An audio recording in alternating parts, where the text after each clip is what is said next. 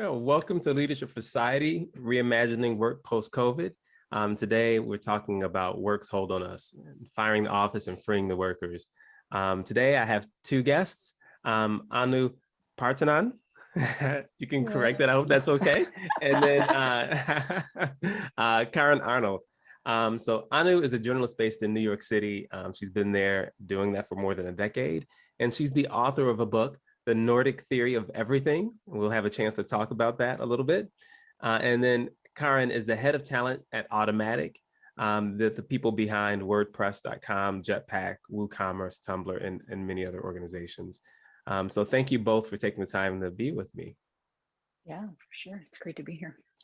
Great. So Karen, I'm going to start with you. So Automattic is a distributed company. Can you tell us what that means? Yeah, definitely. Automattic is about 15, almost 16 years old, or 16 years old. I hope I have that right. And we've been distributed since the very beginning. We also, people use the word remote a lot, but distributed is a little different in the sense that when the company first started, the founder, essentially his vision for work was that everybody could work where they were most comfortable, where they were able to do the best kind of work, wherever that was in their house, or if that was in a co-working space, whatever country, like it didn't matter, right? There's never been a corporate office. All of our meetings happen online in some way, either Zoom or back in those days before Zoom, over Skype and whatever kinds of tools we had available. So that distributed sense is slightly different from remote work in that it's truly just distributed everywhere. There's no central organization where people come together. So yeah, essentially just doing the work that we need to do for the company, gathering with whatever various tools are available at the time to move the work forward. Got it. And why was this? Why was the thought that this was the best way to do it? I mean, I can't speak to what our founder Matt thought at the time, but essentially, it's always been a driving sort of value for us that talent is everywhere. Talent is all over the world, right? Distributed in whatever country, whatever corner of the world, but opportunity isn't. So his sense was to bring those opportunities to the talent that was available. And I think a lot of it grew out of, we're sort of grounded, I should say, in the open source WordPress community. Many of us that started at Automattic in the early days came from that WordPress open source community, and that open source community was already distributed around the world. And yeah, so essentially just making sure that opportunities are available for any of the people that can do it, and that doesn't mean those people aren't all in one city, in one country. Mm-hmm. Yeah. So, every policy has cost and benefits, right? So you're talking about the benefits of that. What's the biggest cost to the workforce of this policy, do you think? I didn't really see the biggest, I don't know if it's the biggest cost, but I didn't really see that cost until COVID set upon us. And that was that we had this ability to do this work online, text-based communication, Zoom calls, and then we would get together every once in a while. So it was kind of the tradition at Automattic that, I don't know, 3 to 4 weeks out of the year, we spent that time together in person. And so we never really sort of noticed any kind of a cost. We feel like we can move projects forward and get things done really swiftly, actually. We work really, I mean, our momentum at Automattic is really swift. But suddenly when we had that piece taken away, or we couldn't get together face to face, we really saw that really hit us a lot more. That that's probably one of the things. It's like there comes a point where human beings need to get together face to face to work on things, and there's a different cadence for how you can do that work when you are in the same room. Got it. So the missing of the being together, that's from your perspective. Yeah. So I'm curious about your experience of American work culture. So you wrote a book, The Nordic Theory of Everything, and I assume that was in part because you had a very different experience in the U.S. So I'm curious about your perception of the U.S. work experience. Yeah, I'm actually in Helsinki right now, and I'm currently working in Finland for a Finnish company. Hmm. But yeah, so I moved to the United States now already more than 13 years ago, and I lived in the US for 10 years, and now I'm based in Helsinki again. Um, the work culture obviously is extremely different in the Nordic countries overall, in Finland, where I am right now, and in the United States, and especially perhaps in a city like New York City, where people work extremely hard and really are ambitious and come to the city to work hard.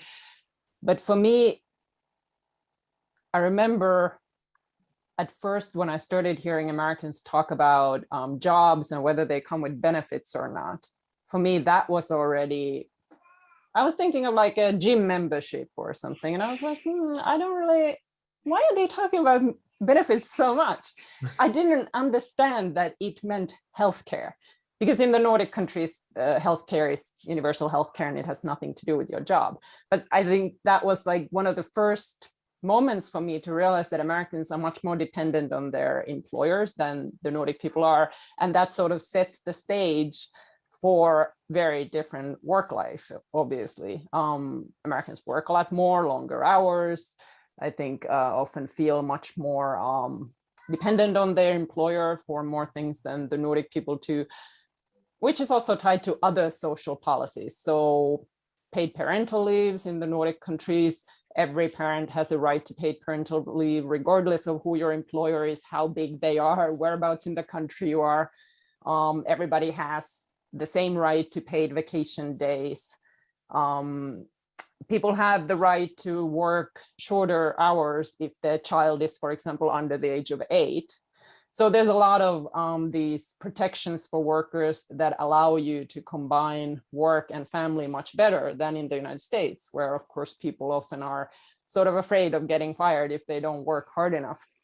So I think all that just creates an extremely different work-life experience. Having said that, I really admire the way Americans often also see their work as a passion, or people are extremely ambitious and really like to work hard and get results. I mean, that's amazing if it is really something that you want to do. I think in Nordic countries, people can have a little bit more of a distance between the job and their sort of persona, it seemed to me.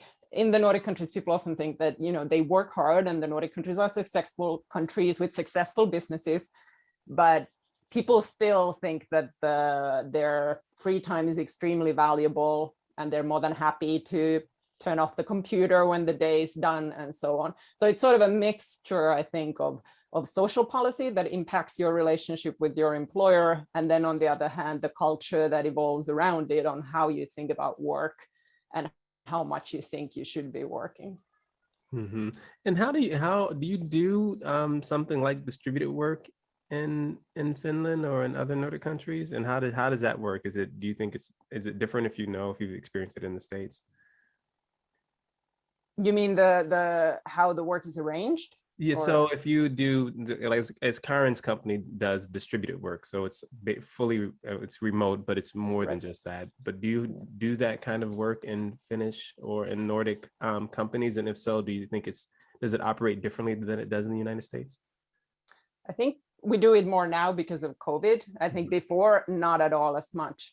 Now it seems like it's, of course, astonishing, I think, everywhere in the world how it's become the norm, really. But it wasn't so much before, which is actually surprising if you think of the sort of that Nordic countries are very technologically advanced and overall sort of quite progressive in many ways.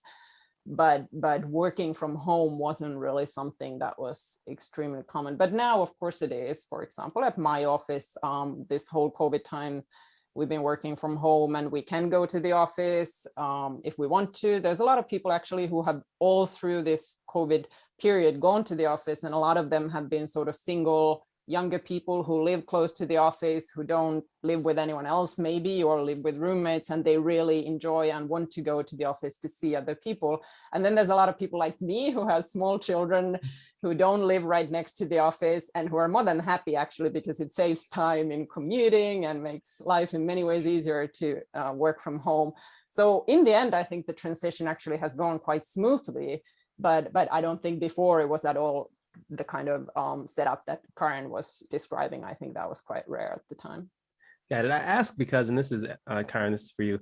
I ask because my experience is that it's really hard to stop working when you can work from home, right? I mean, there's no the dividing line between work and the rest of your life, which can be in the States already a little bit soft and blurry, can just evaporate completely, right? And so how do you, I mean, this is for you and for your organization, how do you draw those boundaries? I mean, are people working all the time? Are they working more than they would be if they were just coming to the office and then going home? How does that work for your company?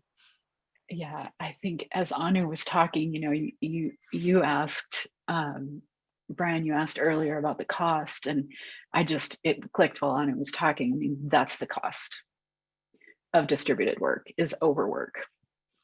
It just, you know, and not because, so how do you define like the boundaries? It's something we talk about a lot.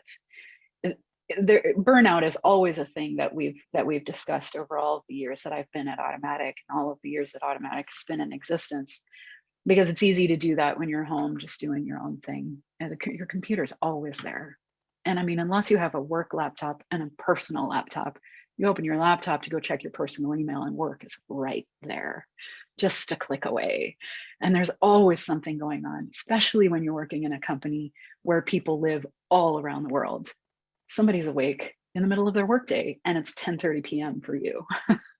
So do you check in and do something really quickly, or do you walk away? So yeah, creating those boundaries, it's just training and practice and communication and self-awareness, and just trying to figure out, you know, what works for you.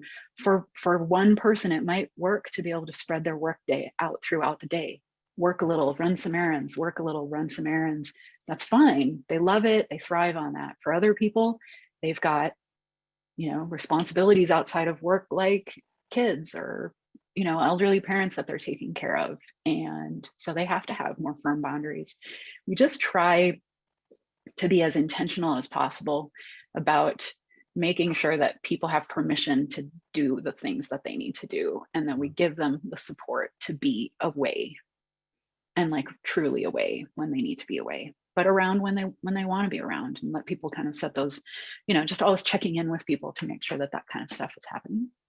And I can talk about this for hours, and I'm the worst personally at those boundaries. I think I've been working from home for way too long.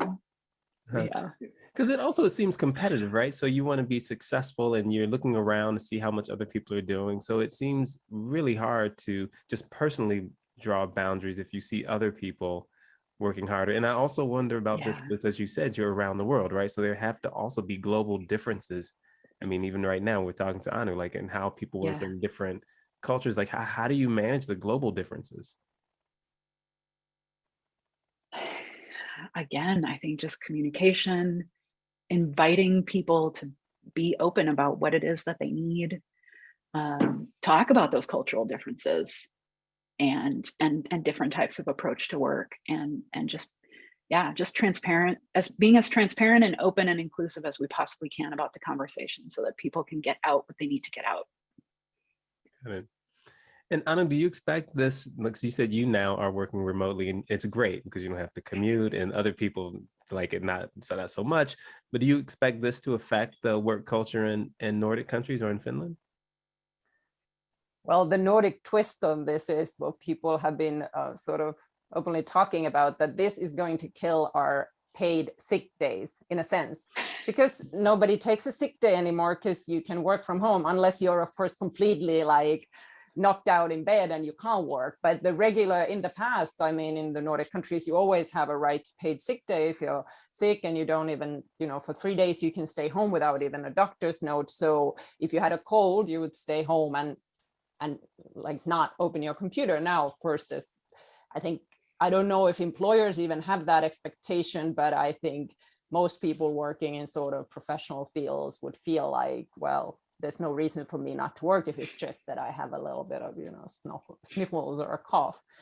As to the work time, I think that's a danger, but at least in my company, and I had a team working for me, I have been very clear with the more junior members of my team saying that, I might send in emails or notes in the evening because I might do that after my child goes to bed. I do not expect you to answer them.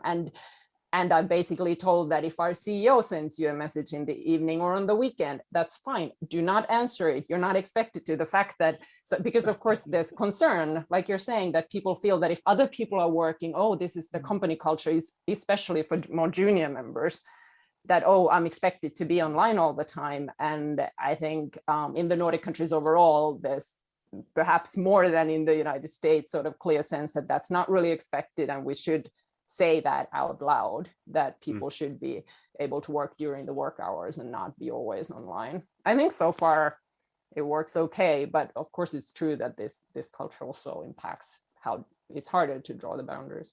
We'll see how that goes. Once you have to say it out loud, not to do it, you already know you have a problem.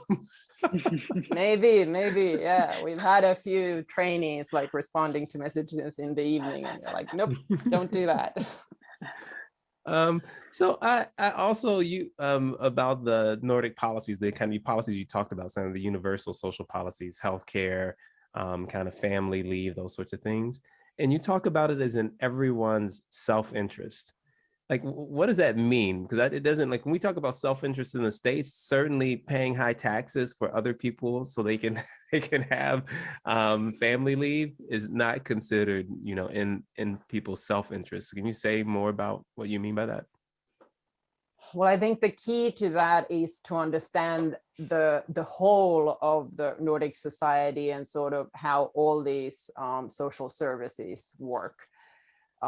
Because it's not just individual policies. If you look at just paid leave or subsidized daycare, then you might raise the question that, oh, if I don't have kids, then why am I helping out in my taxes, helping somebody else parental leave or so on.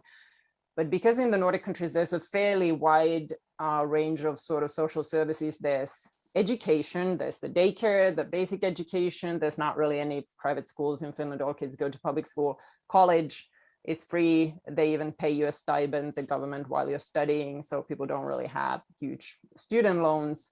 Healthcare is taxpayer funded. So it becomes this whole package that follows you basically from cradle to grave, and everybody gets something out of it, even if you don't have children. And there's some benefits you're not using for your own children because you don't have them, but maybe you use them as a child, or maybe you are the person who got a PhD and everybody else paid for it. So I think that's sort of the key to thinking that everybody feels that, okay, I pay my taxes and I get something in return. It might not be the same thing for everybody, but everybody gets something. So then you don't feel like you're only contributing and others are using. So I think that's sort of the problem when in the United States, for example, when I started working on the book, a lot of people told me that I should write a book about education, because Finland at the time was very well known for excelling in the PISA study, which surveys 15-year-olds in different countries and tries to compare how good the basic public education system is. And the Finns always did really well, and the world was very interested in Finnish education system. But to me, it felt sort of pointless to just try to look at the education system, because it starts in daycare, it starts with the paid parental leave, it's about free school lunches, it's about your path after school, and all that ties together. So I think that is also part of the feeling that people feel like, okay, this is all in my self-interest, even if there's one thing that I'm not taking part in. Got it. So in the States, I mean, you know this, you lived here long enough, but the idea would be, sure, self-interest is really pay me more money, don't tax that money heavily, and let me pay for my own, let me decide how I want to spend that money. If I want to pay for daycare, I'll pay for daycare. If I want to take time off and vacation, I can do that. Well, we can't do that so well, but we can buy services that fit our personal needs, right? That's self-interest. And there's a concern that if we allow these things to be managed by the government, they will be subpar. Like, we should have organizations competing to provide the best services, and then allowing people to choose how they want to use those services by paying. Like, what's wrong with that? Where's that wrong from your perspective? Well, I think that sounds great in theory, but in practice, if you look at the services we're talking about, healthcare, education, it's not like buying jeans. It's not that, oh, your kid went to 3 years to a school and you all of a sudden realize that they didn't learn anything. Oh, I'll just return this education and get a better one. Like, you can't, you lose so much if the investment is wrong. And the same with healthcare. How can you actually compete with buying the best cancer care? I mean, it's impossible. You're not an expert. You can't really compare the different treatments. You can't compare doctors.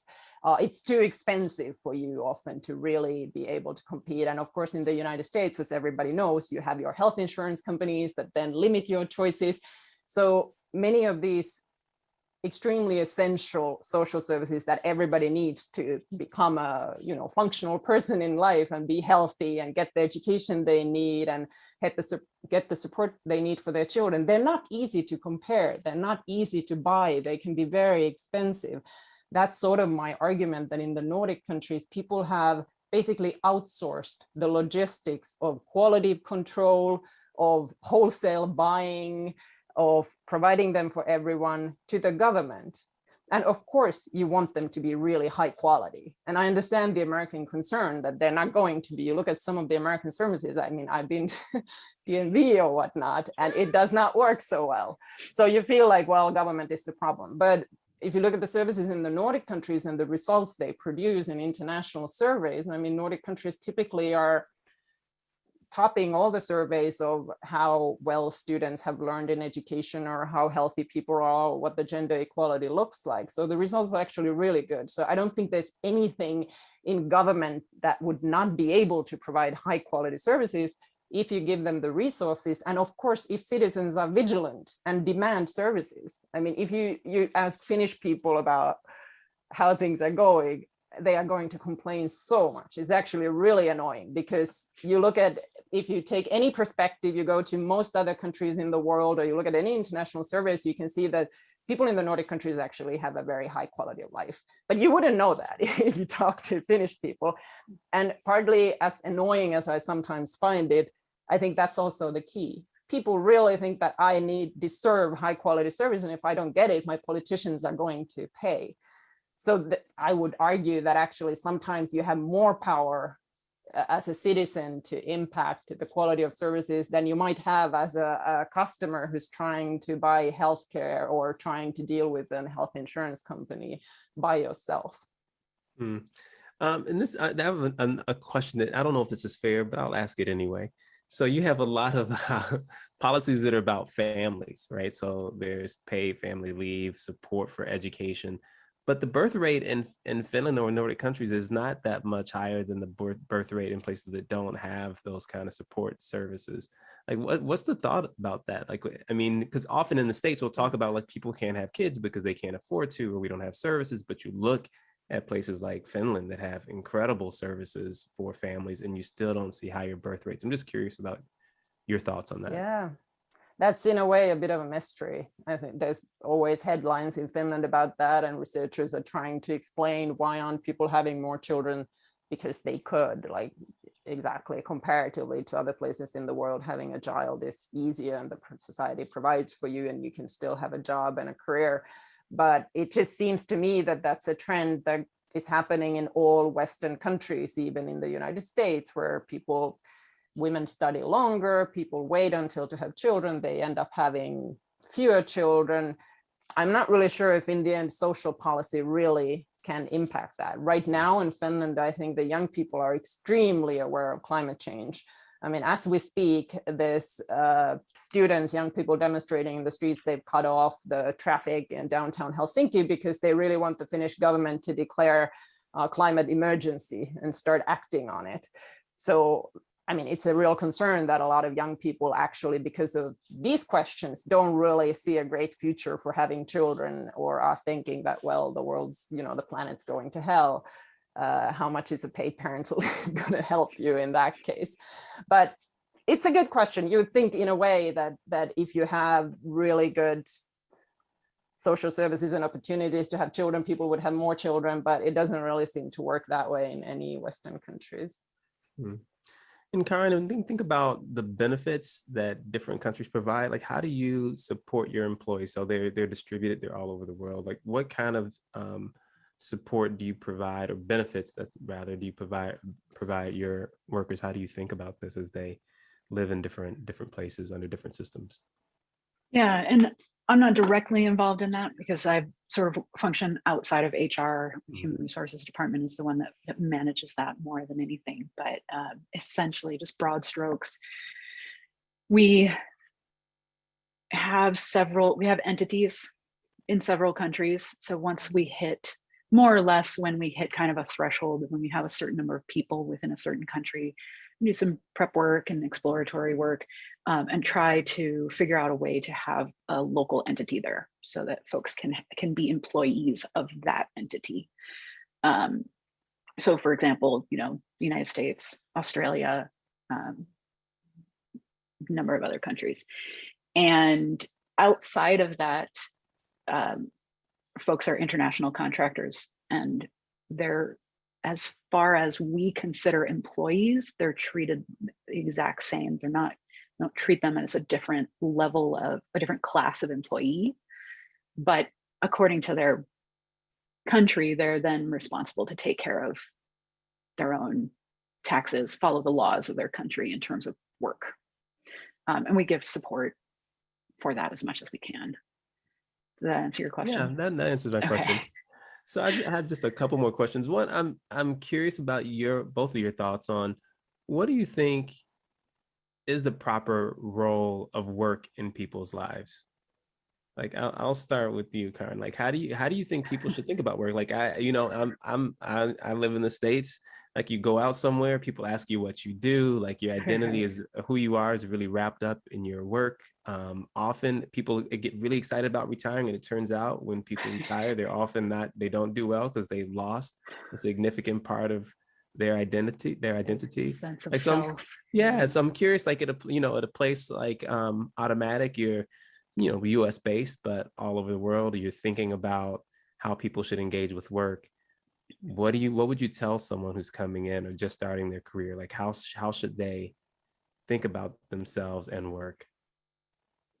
I don't know if it's because I'm so, United States oriented. I mean, it's like so deep in my, sort of sense of who I am. I didn't even grow up in the United States, but my parents were born and raised in the US, and I was raised very much in a, US kind of, tradition. So I don't know any other way to engage with work other than to throw my entire self into it. I don't know how to do it any differently from that. You hear about, like, Anu, you're talking about other places where it's slightly different approach. And I think, wow, I wish I could have a little bit of that. I think, like I said, I don't know any other way to do it, but I do know it's important to support other people's approach too, right? Like, not everybody has to approach work the way that I do. Where, like, if I didn't feel passionate about the work that Automattic does, if I didn't feel bought into, our culture of our mission to democratize the web, democratize e-commerce, and really help people get done on the internet what they need to get done, I wouldn't be able to work at Automattic. You're head of talent, right? So yeah. So when you look for someone, I'm curious about this. When you look for someone, you're looking for people to work there, and you meet people. You're like, let's imagine you're interviewing them, and you meet two people. One person is like, I want to do a great job, but it's important for me to have a life outside of work. And you meet someone else who's like, I am dedicated, mind, body, and soul to what I'm going to do in this organization. Like, who are you going to choose? Both of them. No, but seriously, both of them, really, because they're both going to bring value to what it is that we do. And we have both of those kinds of people at Automattic. I think in the early days, we had only the latter, right? The one that was like super driven, throwing mind, body, and soul. I think in the early days, that's what Automattic looked like, really. And as it grew, it shifted a little bit. We're much bigger. I mean, when I started at Automattic, we were about 100 and some people, and now we're 1,700 something, almost 1,800, I think. And we have a whole diverse approach to work now, and I think there's room for both of those people at Automattic. And in fact, the ones that throw themselves mind, body, and soul into the work, what they'll discover when they come to work at Automattic is that they are supported to take, I take vacation. You And I have don't things you don't that I take work love. with you, Karen. You don't take work with you. Tell the truth. No, I really don't. But this is a thing. Like I said, I am not the person who should really necessarily explain to people how to divide work and life. It's been during COVID when I have really realized the importance of just closing the laptop and walking away and not checking in for if I'm taking a week off. Like, that is a week of vacation. So, silver linings, I guess, to global crises. Yeah. And what about you, Anu? What if you're going to tell someone they're starting off, they're young, they want to be successful? Like, what should their relationship to work be? Well, I think for most of us, of course, in any country, work is important because it's a way to feel useful. It's a way to be connected to society. It gives us status. But there is a lot of discussion in the Nordic countries and in Finland of ideas like basic income and whether the current model of work really is the only one that should give you meaning, or that you should be seen as a productive member of society if you have a traditional job. If you had basic income, perhaps people would be finding other ways to be useful in a society that wouldn't be the same kind of work structure that we have now. But of course, even in the Nordic countries currently, the whole system works that people work and pay taxes and then get services in return. So there's also this constant debate that it's important to have people working in a more traditional manner. So that's still up in the air how future generations will feel about it. I myself, when I went for my current job and I went for the job interview, I actually told them that I have a small child. I'm not going to be online in the evenings. And I mostly, even though I said earlier that sometimes I might be, most of the time I'm not. I'm going to deal with it in the morning, whatever it is. And that's fine in our company. When I was younger, I used to work a lot. So I think, just like Karen was saying, there's different kinds of people who have different kind of life situation and can or want to throw themselves in the work at different levels. And it can be the same person at different points of their life. And that's fine. And I think an organization is all the better for it if they have different kinds of people. But so I guess that would be my take. I personally think, and I think it's very Nordic way of thinking, that it is very important for people to also take time off, relax, have a hobby, see people, because burnout person who's like singularly focused on work is not necessarily going to be the most creative or necessarily the most productive worker in the end. Of course, there are great examples of people who are extremely focused and driven and get great results. But overall, I think it's a really good thing if people can also just turn their computer laptops off, and do something else. So this is a kind of segue. You can maybe refine your answers a little bit based on the comments you both made. But we've gone through COVID, right? And it's really changed how people have engaged, right? And you both alluded to that already. And it also is an opportunity for us to rethink how we engage with work and the role of work in our lives, which we were just talking about, but also maybe even the power of the corporation in our lives, right? So we've also discussed how, at least in the States, our benefits in our lives are connected to our employer in ways that go beyond just work. As you think about the possibilities created by the crisis, how would you want to reimagine or redefine work? So if you could wave a wand and make something different, what would it be? What would work look like, 5 years from now after we've gone through this? So I will throw that to Karen. You can start us off. I don't know if this really answers the question, but just a thought that's come up while you were saying that we have seen. I've had a lot of conversations over the last year and a half with people who were put into a position where they were forced to suddenly, from one day to the next, be at home with their work. There was no prep time. There was no, like, people talk about this as a big experiment, but I mean, it was an experiment born by necessity, not through intention and careful planning. And I think for what I would love to see going into the next 5 years is a lot of people that went into the experiment and embraced it and have come out of it thinking, wow, this is definitely something we're going to do. Great. There's other people who went into it and just grinned and bore it and thought, this is terrible, we need to go back to the office or whatever. And I'd like to see, and then other people, of course, who did it and then were like, forget it, we're, maybe we're doing a hybrid thing or whatever. So different varieties of how people are approaching work now. And what I'd like to see is for the folks that found it intriguing to sort of take a step back and approach work out of the office with more intention, with more careful planning, to help folks be more successful at it, if that makes sense. And what about you, Anu? If you could wave a wand and change how we work, what would that look like?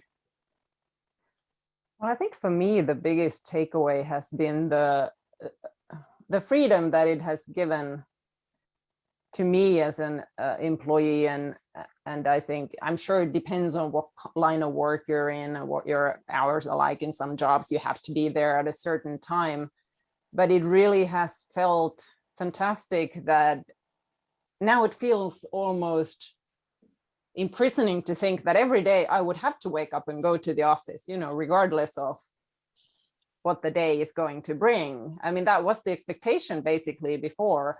And I didn't think, we have a nice office and there's a lot of nice people working there, but now I feel like I have so much more independence to decide. I can go to the office, I can work from home, and everybody can see or has seen that most jobs can be handled like this. I'm sure there are companies that maybe feel like this hurt their business model and people should be there at the office more.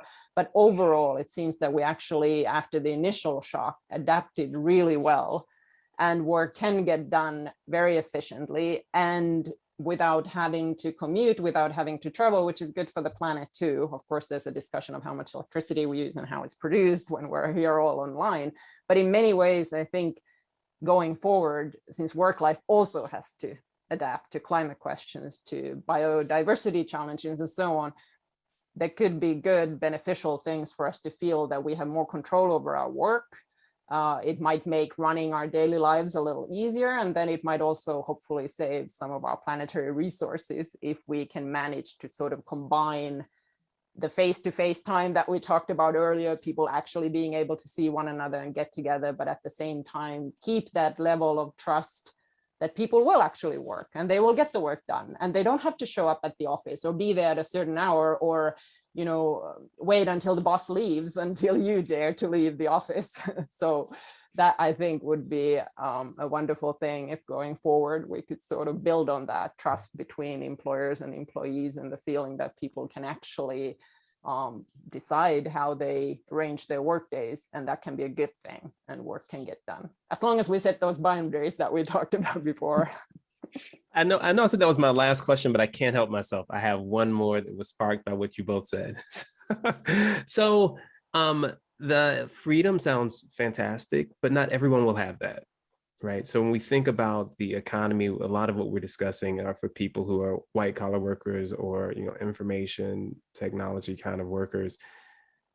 Do you worry that this will exacerbate existing inequalities? So, I mean, there's already inequalities in terms of the amount of money people make, the amount of status associated with the work they do.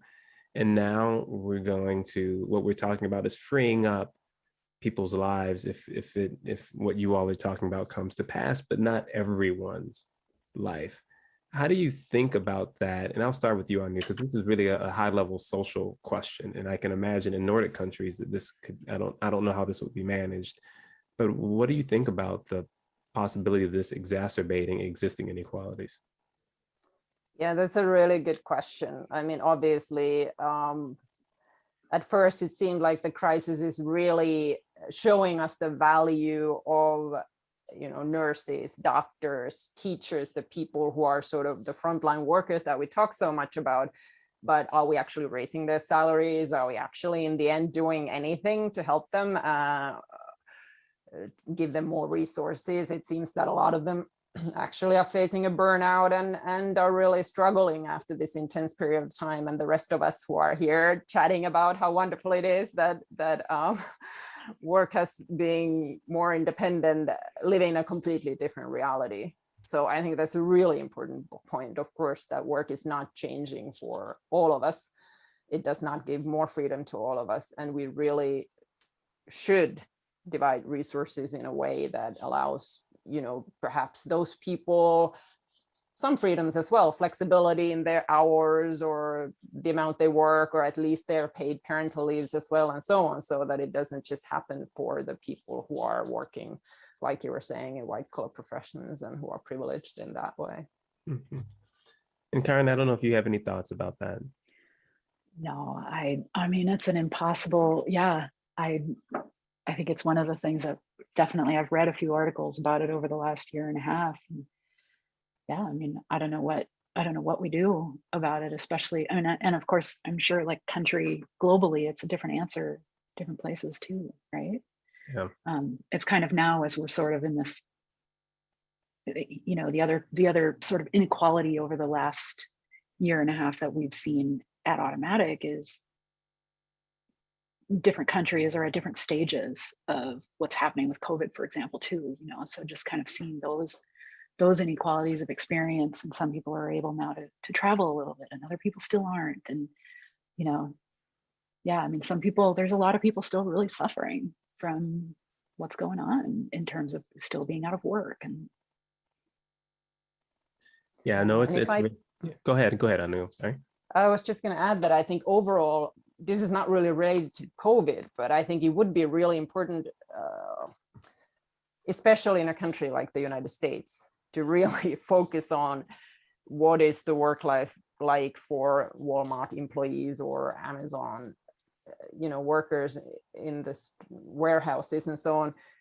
If in the Nordic countries, you look at, for example, people who work at fast food restaurants or something, they still have the same paid parental leave. They still have the same paid vacation days. They automatically have paid sick leave.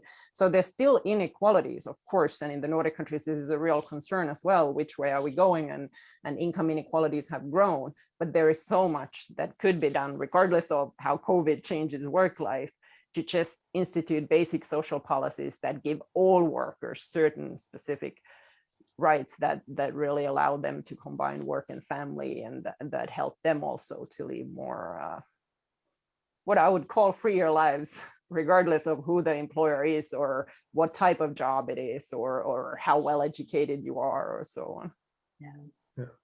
Well, I really appreciate you both taking the time to talk to me about it. I mean, there's so many opportunities, but also a lot of challenges ahead. So I'm happy to spend the time talking with you and thinking with you all about it.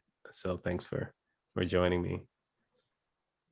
So next week, I'll be joined by Roy Bahat, the head of Bloomberg Beta, and Mary Kay Henry, the international president of the Service Employees International Union, to discuss automation and the future of worker rights. So I hope I'll see you then.